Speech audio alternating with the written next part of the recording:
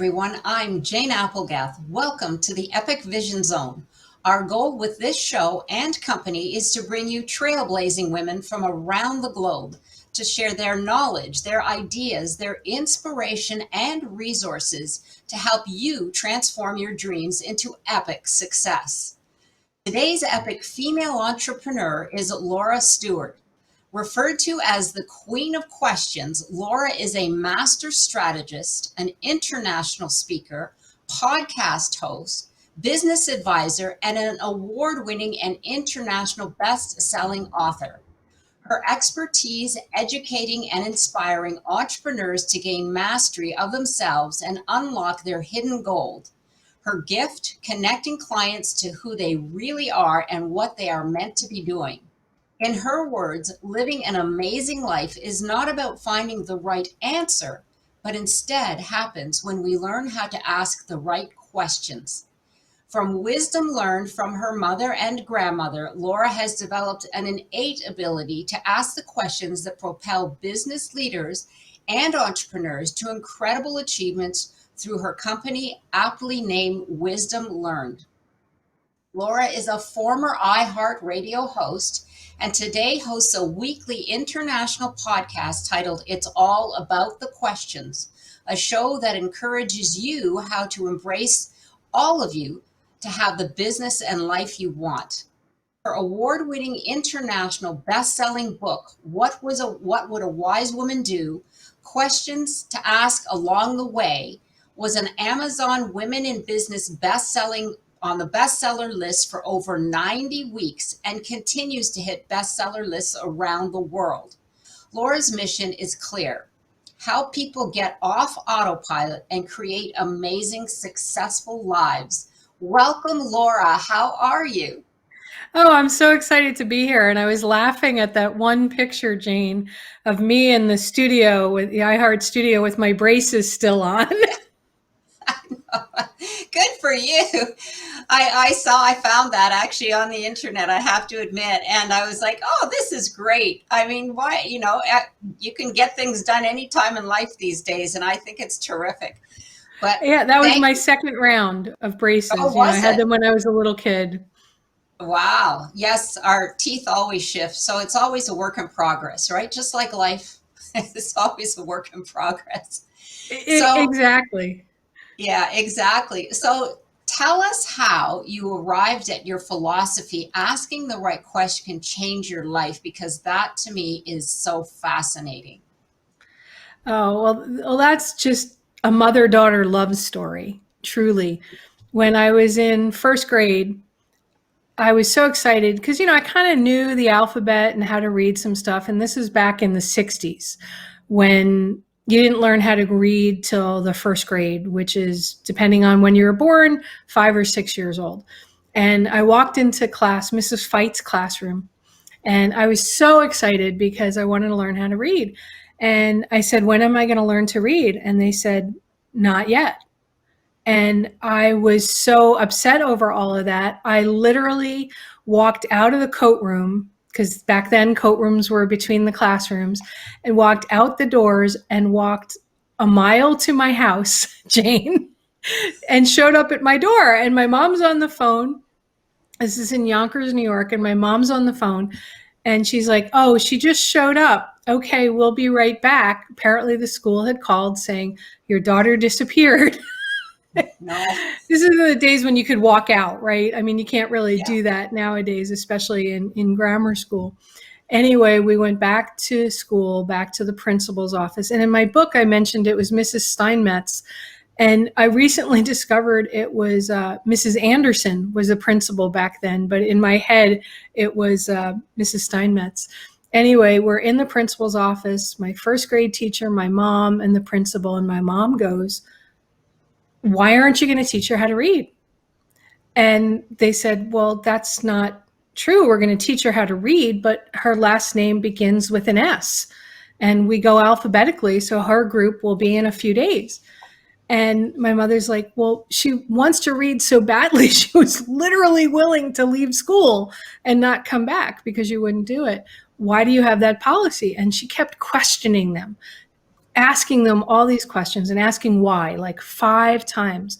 And they said, well, this is always the way it's done. Well, why is this always the way it's done? Can't you change it? And they're like, no, because it's always the way it's done. Well, at the end of, I don't know, time seems like forever when you're a little kid. But I don't know if it was 10 minutes, if it was an hour. Anyway, they said, you know what? We can change that policy. And the next tomorrow, Laura will be in the first group learning how to read. And at that moment, I realized that the right questions really could change your life. They could change policy. They could change so much, Jane. But if you're not willing to ask the questions and challenge the perceptions of currently asked questions, things will stay the same. And I just really took it to heart. Wow. As a child, you were so intuitive. I mean, most children would, they wouldn't recall that incident, or they certainly wouldn't put those together, that asking the right questions can change things. So that is amazing. That was meant to happen. Well, it was That's amazing watching the shifts that happened to right. Mrs. Fight and Mrs. Anderson.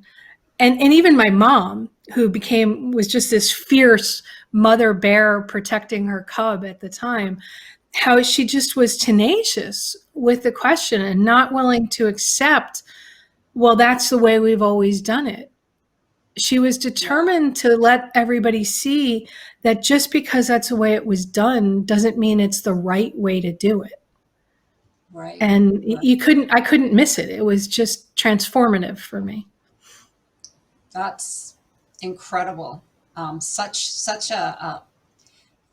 a grounding story, and so moving. I believe that was meant to happen. That's just the way I feel, and certainly you've taken that throughout your life. So you were telling me earlier on the phone, you grew up wanting to be an astronaut, which I thought was so amazing, and you were thinking, why not stand on the moon? That would be really cool.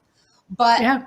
you changed your mind. So the story you told me was interesting, and I wanted our audience to hear it because it has something to do with your beliefs and the decisions that you make based on how you should or shouldn't feel. But I don't want to unpack it too much. I'd like you to run with that. Sure, Yeah. sure. So I'm a child of the 60s, and during the 60s was the moon launch, the Mercury, the Apollo program, where US man landed on the moon. And I remember watching every launch with my parents, and including when, the test rocket blew up on the pad and all of that stuff. And I went, this would be so cool. I would love to go to outer space. I'd love to stand on the moon. This is amazing what we're able to achieve. And think about the questions that were being asked when it was decided we're going to go to the moon. We hadn't even been to outer space yet. We hadn't gone into orbit. Somebody had to relearn how to ask questions so that we could see the possibilities of what it would be. And I was like, okay, I want to be an astronaut. How do I become an astronaut? Well, I didn't want to be in the military. And back then, for a woman to be in the military, it was very, very rare anyway. So I said, how can I get into possibly the space program? And I thought technology, engineering of some sort was a way that I had a possibility, because most of the people that were flying these rockets and going to the moon were engineers. They were in science. And my parents encouraged me, and I got very involved with it. Back then, computers were the size of entire rooms or buildings and everything. But as time progressed and I started looking at this again, now I'm a big geek, okay? Not just a geek of technology, but a big science fiction geek. And somebody may have noticed I have a Star Wars cup, Luke Skywalker here. Oh, that's And fun. this is back from the days you filled up your car with gas and you got a glass. Oh, And I loved Star Trek, right? And I loved all of this stuff. But I realized when I was presented literally with an application in my hand that somebody had given me to work at NASA and apply to be an astronaut, I didn't want that version of being an astronaut. The highly politicized, the go through this crazy rocket ride to get there, be in a spacesuit, and all of that. What I wanted was the Star Trek version of being an astronaut, or the Star Wars version. You know, I wanted to be on the Millennium Falcon. I wanted to be on the Enterprise. I wanted to be in an environment where everybody was working together, no matter what race, color, creed, gender, whatever it may be. That's what I wanted. And I couldn't have that. So I quickly realized that I would be compromising what I wanted. And what this little kid wanted, Jane, was this idea of going to outer space, not the reality of it. So I decided to pursue my career in tech, which I had a passion for, and I was really good at it too. So that's how I ended up changing from being an astronaut, by really getting quiet with myself when I had that application and saying, why do I want this? Yeah, back to the question.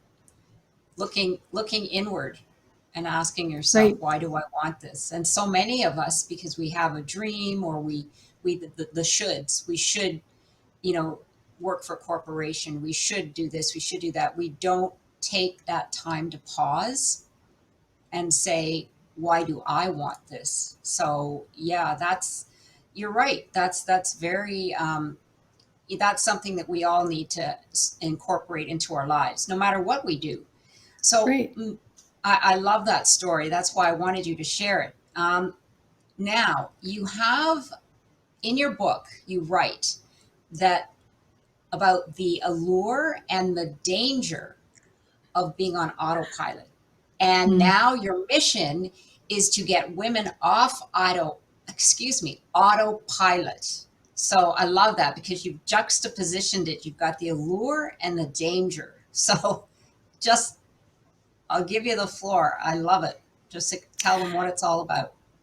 Well, thank you for asking that question, because it's a passion of mine, right? This whole idea. Now, have you, Jane, ever been on a road trip and you're driving along in your car and all of a sudden you realize, oh, that's my exit and I need to get off, or you go to yourself, oh, I'm here, I'm in the driveway, and you have no recollection of the journey that got you there, right? Well, one day when I was in college and I went to New York Institute of Technology on Long Island, and I lived in the dorm there. And one summer I spent working at the college, teaching a coding boot camp and some other stuff to kids while I was there, and also working in this bar that I used to work in there that was down the street from the dorms. And I was driving home after working all night long, and I was like the waitress, short order cook, and we'd always go out to breakfast afterwards. And I'm driving home across the Throgs Neck Bridge to go to my parents' house because I wasn't going to be working for the next couple of days. And I got home and I really had no recollection of how I got there. And it really started me thinking about what other areas of my life or other people might have in their life where they're just on this journey and they never stop and look at what's going on along the way. And I had to drive over the Throgs Neck Bridge, which is so beautiful. If you've ever been to Long Island, New York, or Queens, New York, you're going over beautiful water. If you look to your left when you're heading to where I was going, Yonkers, New York City is just completely splayed out there. The Long Island Sound. I mean, it's absolutely gorgeous, especially when the sun's coming up. I missed this beautiful drive and some not so nice areas as well. But how many other areas of my life and other people's lives do we have where we just keep driving along? And the danger is, what if I'd gotten into an accident? What if I had drifted off and not gone into a mind lull? But yet we often are told if you just put yourself on autopilot like the pilots do and stuff, you're just going to reach your destination. Just set your goals, set your milestones, and just go there, and don't look back. I believe that's the danger, but it's also the allure, right? Because you don't have to think. And by stopping that autopilot for myself, along the way, I've realized, well, you know what? Like the story with the astronaut. If I hadn't looked, I would have filled out that application. I would have tried to get a job as an astronaut. And, it probably would have been an incredible experience. But at the end of it, I probably would have been like, now what? Versus saying to myself, oh, there's this little detour over here. There's this exit. Why don't I go over there and just see what's going on?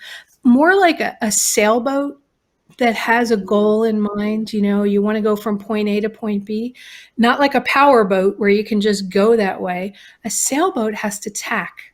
It has to navigate with the wind. It lets itself go a little bit off course, always coming back to the middle line, unless, say, a severe storm comes in the way. And it's like, well, I need to go to point middle, wait a couple of days, and then maybe go further along.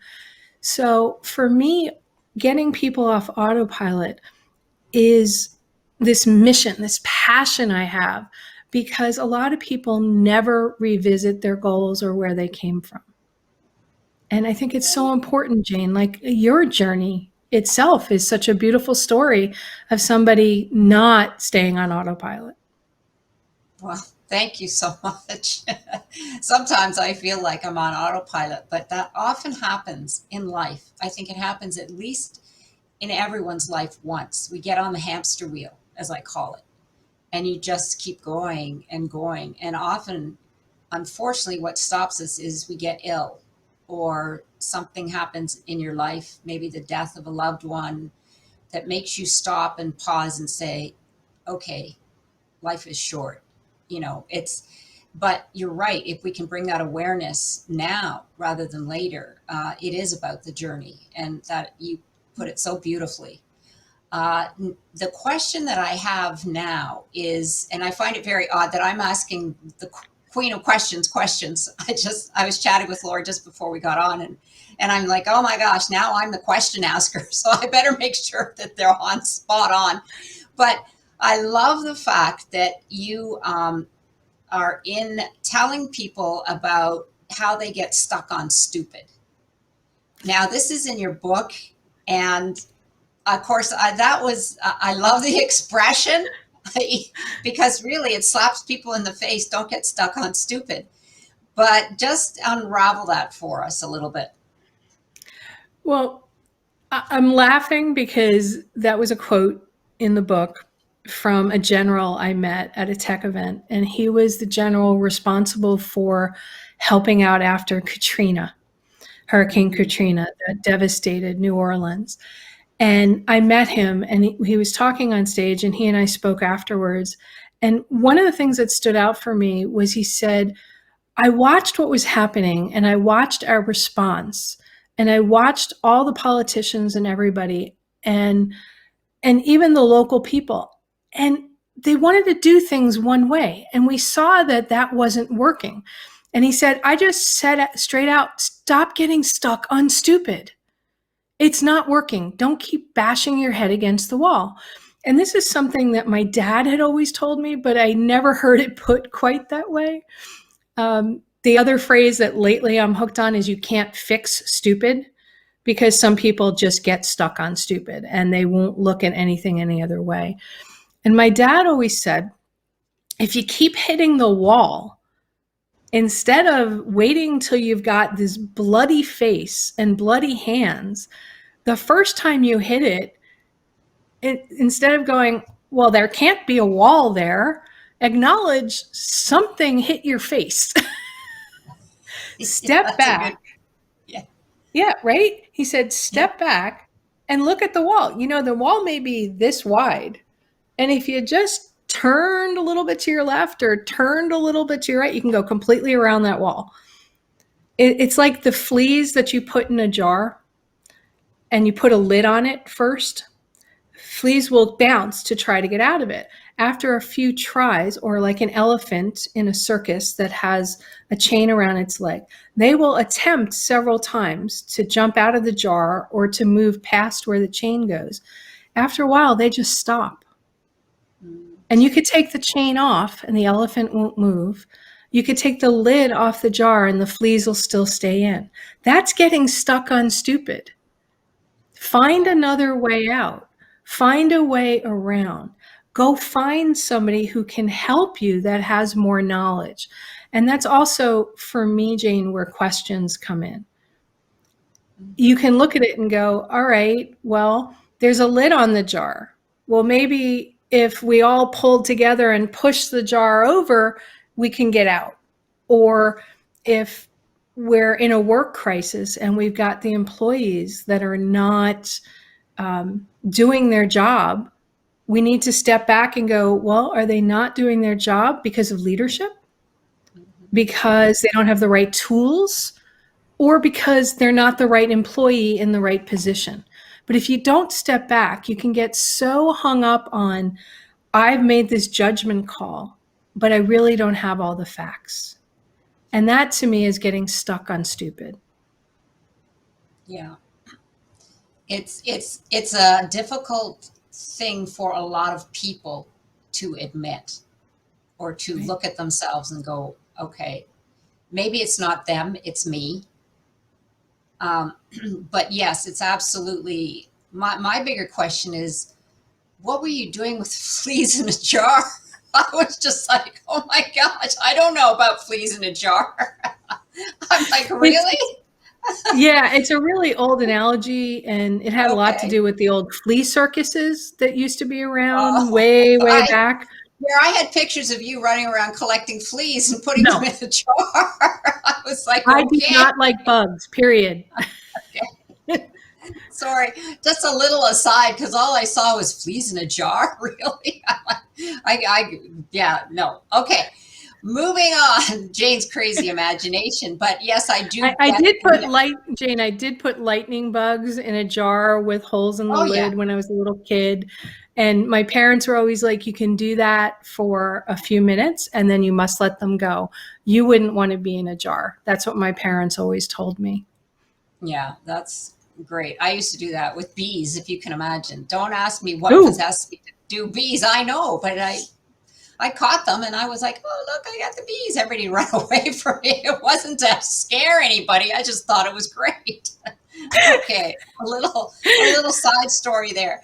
So thank you so much for sharing the fleas and the light, the what are the bugs with the the lights? What are they elephant. called? No, Oh, the bugs with the lightning bugs. lightning bugs for the light with the bulb. Okay, off track here. Multitasking entrepreneurs often forget to ask themselves, am I happy with my choices? So we forget how to course correct, and that could be part of the hamster wheel. What is one of the most important questions every female entrepreneur should ask, and why? That changes so much for me all the time. And when you just asked me that question, what immediately popped into my head was this idea of, we don't ask ourselves, does this course serve me? And we're often about serving everybody else. And I know this when I had my tech services company, I kept it several years longer than and I hate to use the word should, but should have. And the reason I did it was because I thought if I sold my company, which at that point was basically a 7-figure company, that I was a failure. Even though I had offices in 2 states and a bunch of employees, I still felt like I was a failure if I sold it. Because if I also sold it, what would happen to my employees? What would happen to all my clients? And it was only when I finally sat back and said, does this still serve me? Do my choices serve me? Or is there something else that would serve me more, that would bring me more joy, that would light me up from inside? It's like putting the oxygen mask on first that we always hear about when we fly on planes. Now, I know there hasn't been a lot of flying on airplanes for the last year for a bunch of people, but they do that safety thing. And they always say, put your oxygen mask on first, because you can't help others if you're going to pass out. So put yours on first, then go help other people. It's the same thing as an entrepreneur. Yes, you can think about your clients. You can think of all the good you're doing in the world. But if it does not serve you, if it does not give you, if it does not fill you, then you're going to burn out really, really quickly.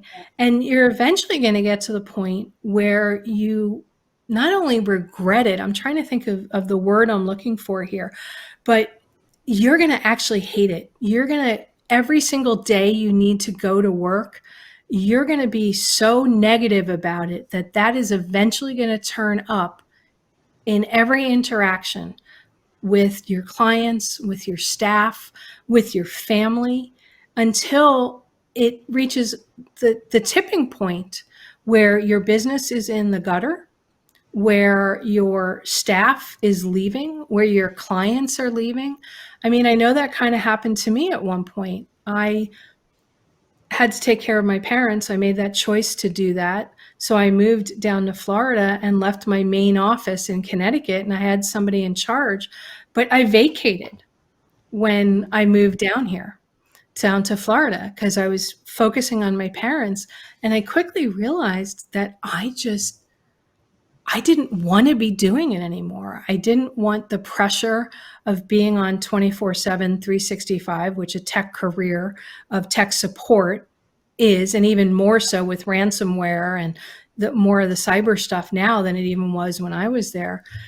And the business started to go down because I wasn't paying attention. I vacated even though the business was still running, and it played a toll on my health as well. So I sold it once I realized what was happening, but it took a 2x4 to my head, not literally, but figuratively, to wake me up. Yeah, you needed that space. It's Yeah. interesting. You needed the space to reflect. And one of the things in your book that you had written was a question that we could ask ourselves as well is, how do I want my life to look and feel? And you came to that in telling your story, because once you had that space away from your company, you realized, I don't want to feel like that anymore. Right. You know, it was something that you realized only by stepping away from it for other purposes. But yeah, it's very, very interesting. And that's a self-reflection. So moving on to our next question, Before we move on to the next question, can I just add something to what you just said about how do I want it to look and feel? When I first started Guardian Angel Computer Services, I took several weeks off at the end of every year.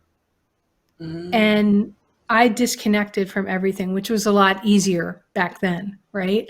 And I literally just sat quietly and reflected on the past year and looked at what I wanted for the new year. But over time, as the business grew, I stopped doing that. Interesting. I got on that autopilot gerbil wheel of I have to take care of all these other people, and I stopped taking care of myself. And the other people expanded to, what charity board am I on?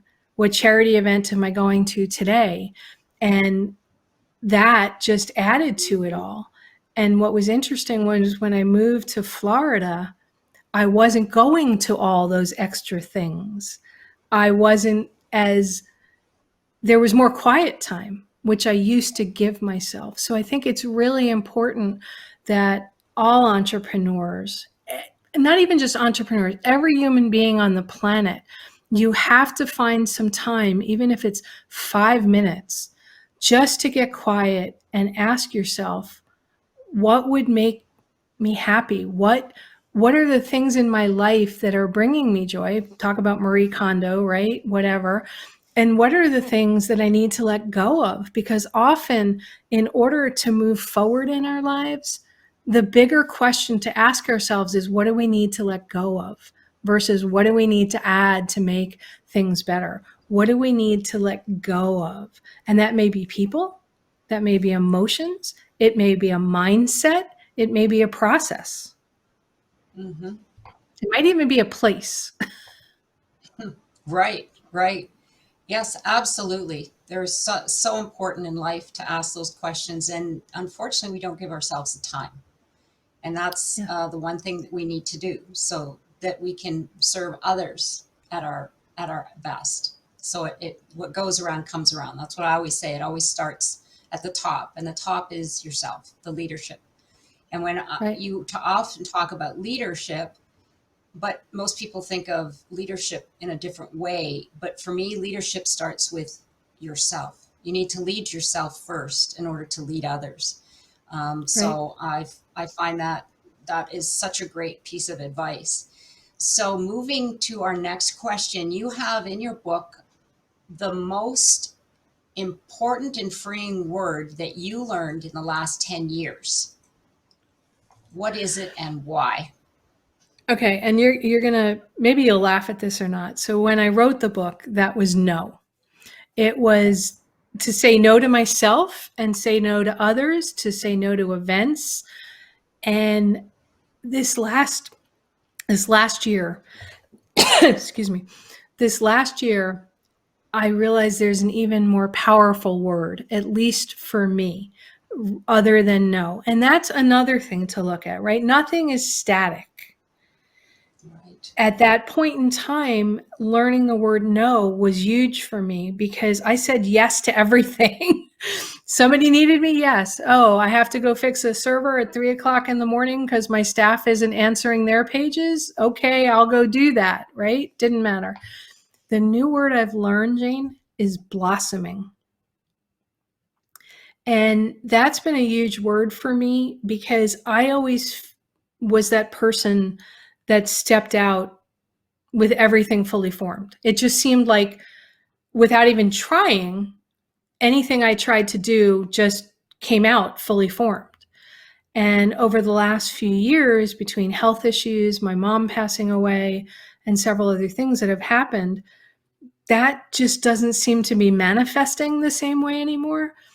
And I've learned that blossoming is a beautiful word because blossoming means that things are at different stages, right? Mm. It's not Yep. bloom or blooming, but blossoming means you may start out in a tight bloom, a tight bud, and things will just keep opening and blossoming until they're in their full glory.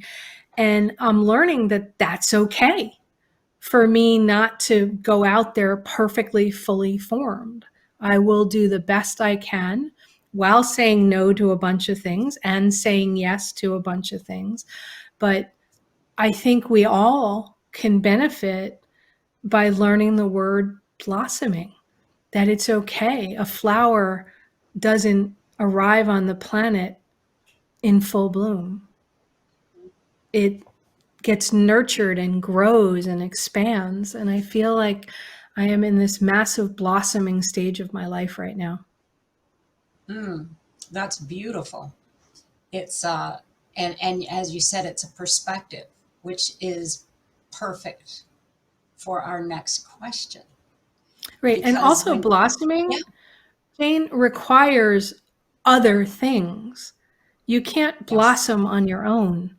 You need the questions. You need asking yourself questions and others like you asking me questions. Because when you asked me that question, and, I was like, well, if she's referring to the book, it was definitely no. That was the most powerful question. But what I've recently learned is blossoming, right? So getting all of that input, taking a step back and realizing that there are other people that can make you Hmm. blossom even bigger than you ever imagined, and other things and resources. Yes. And to be open to it. You know, Right. it's there are so many amazing people in the world and so many amazing things that are happening. And yes, we can look at the cup half empty, but there are good things happening as well. So I absolutely agree with you. Blossoming, we're always blossoming. And you said, something about your perfectly placed self. Talking of perspective, perfection is, it's anybody's, it's a person's perspective of what that is. Your Right. perspective is different than my perspective. So there is no such thing as perfection. I mean, we try Right. to achieve it, but it's not achievable, really. It's all in the eye of the beholder. So that's actually the basis for our next question, which is the influence of perspective in our lives. And when we ask the right question, it can completely change our perspective. So you, instead of saying, what do I want to be when I grow up? This was in your book. You ask two different questions. Do you remember what those were? You asked them in the book. You said, what can I do with my life that lights me up? And then what do I need to fully achieve that? So I love that, because that's the question, that what do I want to be when I grow up? That's the question that your parents ask you, your relatives ask you ask yourself. But how interesting to change that. It goes back to the astronaut story, Jane, right? What do I want to be when I grow up? I want to be an astronaut. But as the journey progressed, I realized my idea of what an astronaut is not what I really wanted. So I began to ask myself these other questions. And it became this journey of, there's more to it than just saying I want to be an entrepreneur, or I want to be on TV, I want to be an influencer, right? Some people do those things because of situations in their lives. Let me give you an example. I gave a speech several years ago at a women's organization, and there were about, 50 to 100 people in the room. It was a workshop that I was giving. And one of the exercises that I gave everybody was to write down their goals, like one goal, whether it was a business goal, a personal goal, whatever it might be. Write down your goal, and then write why. Ask yourself 5 times why that goal. And at the end of the 5th why, you really get to why you decided to do that career. And then I had them then do a follow-up question, which was, how do you define success? And then I had them ask themselves, where did that definition of success come from? And then they had to go back after they did that and look at their first question, the goal and the why.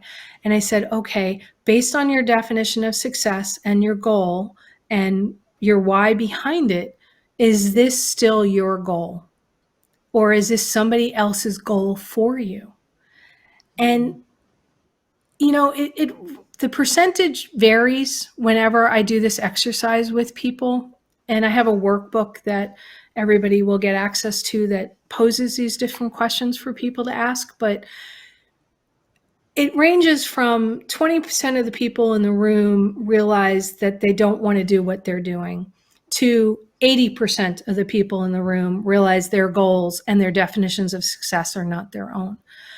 That particular day, 2 women came up to me. These were highly, highly successful women in their careers. One was a Harvard-trained attorney. The other one was a Wharton graduate in finance. Okay? These are not people that had an easy time getting to their goals of where they were going, and some pretty tough careers for women to begin with, right? They came up to me afterwards in tears. And I'm known for making people cry when we do one-on-ones or at my workshops or keynotes. And I didn't know that I was doing this. And people are like, no, you make us cry in a good way, because we connect to our soul that we kind of forgot about. And I asked them what was going on. And they said, we didn't want to be in finance. We didn't want to be lawyers, but our family expected it, because everybody in our family was a lawyer or was in banking or finance. So I felt that's what I needed to do. That was the expectation. One of them's a teacher now. And the other one has gone into the world of her hobby, and she's become this incredible artist. Beautiful. And they're happier than ever because they started asking questions like that of, is this my goal for me? How do I define success? How do I value myself? And what makes me happy? Right. And sometimes you have to move in another direction, or maybe financially you can't right away, but you can maybe do some other things on the side, work with a nonprofit, do some art, do something that lifts you up, or find something in your career that you really love and maybe let go of the other things you don't. Absolutely. It's opportunity as well. It's funny that those individuals would meet you at that time, and all of that happens for a reason. But certainly, yes, we often do things that we feel we should be doing instead of Right. taking that minute or moment to pause and ask ourselves, because we're not really taught that. That's something that the why is so important. And it's for entrepreneurs, especially if they're going, they want to create this business, they want to create their brand, they want to be an influencer. The why is so important, because if it's not in your heart, it's like you said, you get on that hamster wheel, and then all of a sudden, before you know it, the years have gone by, and you're like, you yourself, you were highly successful. You had a company that was multi-state, and yet at one point you were just like, what am I doing? Yeah. And that's actually a good place to start our next question, because things change, our lives shift, and what we might have wanted 10 years ago or even 5 years ago might be different today. So my question is, do you believe our goals and mission can change? And what advice can you share around that? Because we often get stuck in, well, this is what I started, and now I have to finish it come hell or high water. But that gets us in a lot of trouble. It does. And I love that question because it's such a multi-layered question, right? We've touched on it. There's been this theme in your questions, which I just love. It's been a beautiful journey of your questions. So thank you. I think goals need to be looked at every few months because the Wow. journey changes, and you can beat yourself up constantly. Like that scenario of you can't, with stupid and everything. How many times do you want to hit the wall? Right. How many times do you say, this is what the product I'm creating, but nobody's buying it? But you still think it's amazing, and you pitch it time after time after time to a client. You need to sit back and go, is it the wrong time for this product? Am I trying to pitch it to the wrong audience? Or is there something wrong with the product itself? And what's my motivation behind this, that I feel like everybody has to have this? So I think it's really important, at least every quarter, that we look at our goals, that we look at our milestones, our baby steps that we take to get us towards our goal, and look at it and go, okay, is this still where we want to go? If it's not, we need to ask ourselves, why is it not? Because sometimes we stop things because it's hard, or because we don't Yes. have the knowledge to take it to another level. Well, if knowledge is stopping you, then reach out to somebody and find a resource. Somebody that maybe knows finance, or knows legal, or knows product packaging, or if it's services, somebody that can coach you to help you get through your blocks. Okay. But if you wait for a year or 2 years or 3 years to go by, then not only is it time that was lost, but you might have missed some key markers that, if you had paid attention to them, would have been like, oh, if I make this one tweak right here, wow, I can go to outer space with it. it's really amazing what can happen when you stop every quarter, look at your goal, look at your plan for how to get there, and go, do I still need this? Okay, no, because what I'm seeing is there's new technology out there that'll help me achieve this faster. So I'm going to bail on this and go that direction. Or, okay, I'm looking at my financials and all this other stuff. And you know what? I'm going to run out of money soon. But wait, I don't really know what my numbers look like. If I bring in somebody that explained my numbers, maybe I can keep going. I really feel that looking at your goals every quarter and your markers for how to get there and achieve them, even if it's just 10 minutes, can Yeah. save so much pain and can Yeah. reset your trajectory. I think what happens too a lot of times is we don't want to look at that, excuse me, because it triggers fear. Like if we Right. see that, we're not where we wanted to be, that was our goal, and then you kind of beat yourself up, or you start to reflect and say, well, maybe I'm not on the right path. And so people avoid it. But you're right, you can take that and realign, and as opposed to stepping aside. But one thing I wanted to say here was what's really interesting, excuse me, is that if this is a really interesting way to find out if what you're doing is deep in your heart and in your passion. Because if you are convinced that whatever it is that you've got or that you're selling needs to be out there in the world, you won't stop. Right. Nothing will stop you, like J.K. Rowling's and the Harry Potter, the story of how many people she went to, the creator of It Cosmetics, how many people she went to, Kara Golden, who is on the summit, and she created a beverage company, Right. and the Spanx. president, yeah, Spanx, right? Everybody was like, "What? We don't understand what you want," but there was nothing that would stop them. Nothing. But then they knew in their heart that this is what they wanted, so their why was solid. But that's a Mm-hmm. really interesting perspective of if something as small as a hurdle or a challenge, or like you said, it's so much work, can stop you from what you want to put out there in the world, then maybe that's not your deep why. I mean, it's just a thought that popped into my mind, you know. My favorite question in the world is why. And so many people feel that that's the question you should never ask because it makes people defensive. Well, Mm, I'm encouraging everybody to ask themselves why. I gave right. the example of asking why 5 times to really understand the deep why behind it. If anybody has kids, they know that's the favorite questions of kids. And finally, every parent in Why? the world will say, because I'm your mommy, or because, right?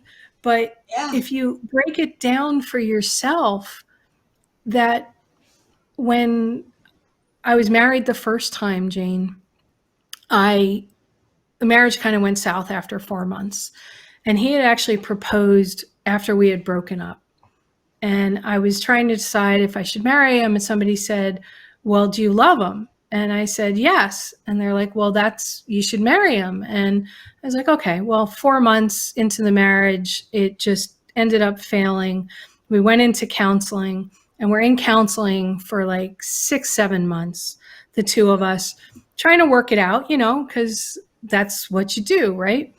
And finally, the therapist and I both realized that my husband at the time really wasn't paying attention to anything that was going on in therapy. He gave the answers that were expected of him and whatever. So I had a private session with the therapist because he asked us to do that every so often. And he said, what was the question you asked yourself when you were looking at the proposal? And I said, well, the only question I asked myself was, do I want to marry him? And he said, okay, I encourage you to ask yourself a different question. And the different question was, why do you want to get married? Not to him, but in general. So I applied my why principles to it, Jane. And the first one was, why did I want to get married? And I went, well, because I'm in love with him. Why did I want to get married? Well, I was 30. I was approaching 30. Why did I want to get married? Well, I hadn't checked it off my list. Why did I want to get married? And by the time the fifth why was because I hadn't checked it off my list, was my fifth why. And if I hadn't gone at least 5 times down, it would have been very surface stuff. So when I started unpacking it was the only thing I hadn't checked off my list. I went, whoa, where did that come from? So once I unlocked that and then applied okay, knowing that, would I have said yes to his proposal? I realized I wouldn't have. Yeah. And it really got me thinking about shifting your questions, which is what my book is all about, right? I often apply here's what I was asking, and then I learned a new question to ask, and here's how the outcomes started changing because of those new questions. And yeah, I throw in the whole Star Trek stuff that's in there too, Spock and whatever. But this whole idea of asking why to unlock it, and if every quarter you reevaluate your why, you can do this in like minutes. You get really good at it.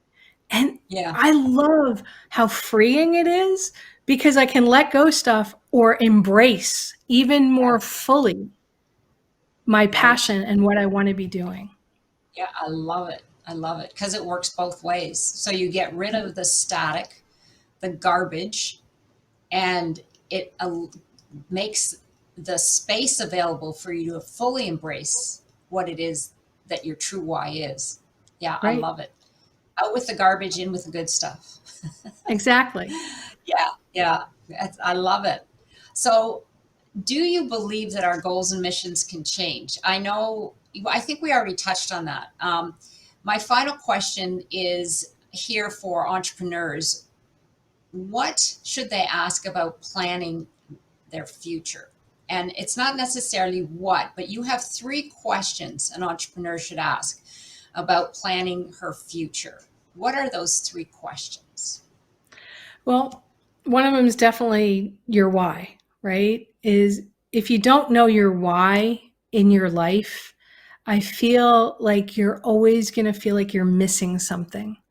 So whatever endeavor we move into, asking ourselves why we're doing that, why we're with these people, why we're eating that piece of chocolate cake, whatever it may be, I think every entrepreneur needs to be asking themselves the why, the what lights you up, the who do I want along my journey is also a big question that has changed a bit from the book and some of the things that I used to talk about, because sometimes we need to let people go and we need to add other people in, but maybe our circles are not the right people, but we don't want to let people go. Well, it doesn't mean you have to let them completely go, but maybe they're not the ones whispering in your ear anymore. Maybe you're getting some other people in there. So the other thing is, I think a really powerful question to ask is, am I asking myself the right questions? My all-time favorite question, that if I'm stuck, Jane, if I can't figure out why things are not going the way I had hoped they would go, that things are not progressing, is the title of my book. What would a wise woman do? So what would a person wiser than me do in this situation? And what that does, and I just have such chills whenever I talk about that. If you're planning for your future, acknowledge the fact that you don't have all the answers, that you don't know all the questions. And by saying to yourself, what would someone wiser than me do? What would a wise woman do? What would a wise man do? What would a wise CEO do? Whatever works for you. because you don't have to make it gender specific. You know, what would Superman do? What would Wonder Woman do? What would the Green Lantern? Who doesn't matter, you know? It's acknowledging that I'm okay with not having the answer and that I want somebody to come in that maybe has more knowledge. And by acknowledging that in my own life, some amazing answers have just surfaced out of nowhere because I said to my brain, my conscious and my unconscious, that I don't know the answer to this, so I'm open. I love it. Yeah, that's exactly what happened. You opened yourself up. You allowed, the answer to come to you, or you attracted it to you, if you put it that way. But you're absolutely right.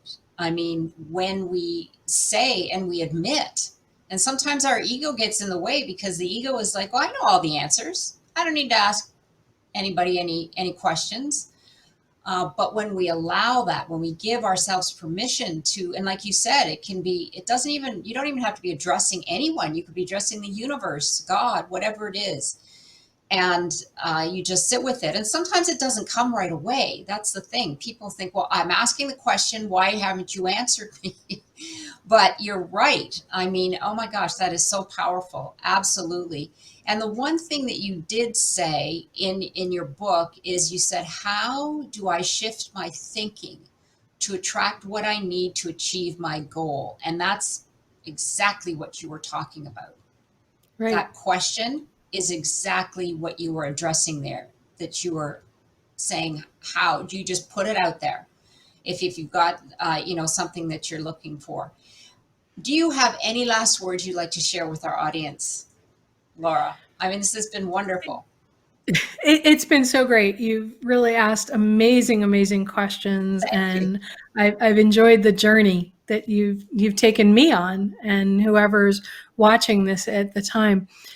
I think the last thing that I'd like to share with the audience is that remember that we're all blossoming, right? That we're all learning, and it's okay to make a mistake. I know everybody talks about fail is not an F word.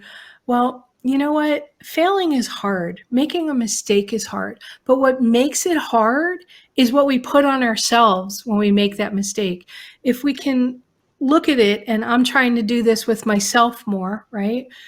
If we look at our journey as one of blossoming instead of what all these influencers try to make it out to, where they arrive perfect on the world, all these gurus that try to pitch us these, $50,000 mentoring programs. If I look at some of these people, they're like 20 years old. What experience do they have? Not to put down their experience, but to say, let me look at their 100 steps before this moment that somebody's trying to sell me on something, or that I feel I have to look like somebody in an influencer picture on social media. You know what? We're not perfect, and that person is not perfect. There was a lot of stuff that went on behind the scenes for that moment that you saw. I loved how Jamie Lee Curtis, a number of years ago, had a magazine that she was in show her real body unairbrushed, and she's still stunningly, stunningly beautiful, right? Because her insides just glow with who she is as a human being. But if we could look at our journey as our own journey, that we're blossoming, and to stop comparing our questions, our experiences to, like, okay, if you want to be a coach, Tony Robbins didn't appear on the scene as Tony Robbins. No. I remember going to a Tony Robbins Firewalk Experience event in the early 80s that was outside on 34th Street in Manhattan, where they built up the fires, and we looked at the Empire State Building, and there were, I don't know, 500 people in the room. And Tony Robbins was the person who helped guide me onto the hot coals. Okay. Compared to now, where there's 10,000 people in a room, Tony Robbins had his journey. everyone who's watching this, you have your own journey to blossom, and it's amazing, whatever it may be. But I just hope that along the way, everyone realizes the right questions can truly change their life. Yes, absolutely. I highly recommend the book. I just absolutely love it. I told Laura I'm going to gift it to all my sisters. It really is so insightful, and it's even got working pages in it. And it just makes you stop and ask the right questions. And oh, there's one thing I wanted to say to all of you listening audience, wonderful entrepreneur, female entrepreneurs. There's the index at the back. You probably can't see it, but she's put it in such a way that there's she's got headers on that specific area of questions. And a lot of times we don't know what questions to ask ourselves. And she was telling me just before we came on that what some women will do is they'll open up the book at that index and they'll just close their eyes and point their finger. And that's the question they need to be asking themselves today. I think that is fabulous. If for nothing else, just get it for that. Because sometimes we're like, what do I need to ask you to give me the answer? I mean, tell me. And this book will help you with that as well. But I just absolutely, it is so, it really is an eye opener. And like Laura said, I say we're all a work in progress. And I'm a life learner, and I just find it wonderful to discover all of these incredible people and to share their gifts with everyone. Now, because we're on the Epic Vision Zone, Laura, I have one last question for you. Okay. If your life were an epic story, what would the title be? Oh, okay. Say that one more time. Sure. If your life were an epic story, what would the title be? She lived, loved, and made a difference. Beautiful. I love it. Well, thank you once again for being here, Laura, and sharing all your incredible information and all the questions that we that we should allow ourselves to ask. And be sure to check out Laura's, we didn't mention your offer. I just wanted to ask that of you so that individuals can go to your page and look up your offer. What was the offer for our audience? So if they go to laurasteward.com / I don't remember, did we say /Jane or /Epic Vision? I think we said Epic Vision. I'm not sure. It'll be in your bio, so they'll find it there. All right. So go to, let's just say it's laurasteward.com /Epic Vision. And one lucky person is going to win a copy of the book plus 60 minutes with me to help you figure out your right questions to ask. And if I need to connect you to other people, I will do that as well. Everybody that's on the summit will be able to sign up for a 15-minute strategy session with me. And the links will be on that page on how to get on my calendar to do that. Plus download the first 4 chapters of the book, which really lay out how to learn to ask the right questions, and a workbook that I promised everybody that can take you through some of the biggest questions to ask yourself. Thank you. That is so generous. I encourage everyone to take advantage of all of these incredible offers. And once again, be sure to check out Laura Steward on our Summit directory, where you'll find all of her links, her information for not just the free offers, but how to get in touch with Laura, and her website. And thank you once again for being here, Laura. I also encourage everyone to go and follow me on Instagram at Jane Applegath, and check out how you can become an epic entrepreneur at janeapplegath.com. This is the Epic Vision Zone, transforming your dream into epic success. Congratulations for signing up for the Female Entrepreneur Revolution. We're bringing you some of the most exciting female entrepreneurs from around the globe to share with you their knowledge, their ideas, their inspiration, and more importantly, their resources to elevate you to prosperity and freedom. And by being here, you're on the cusp of something great, your epic future. I'm Jane Applegath, founder of the Epic Vision Zone and producer of the Female Entrepreneur Revolution.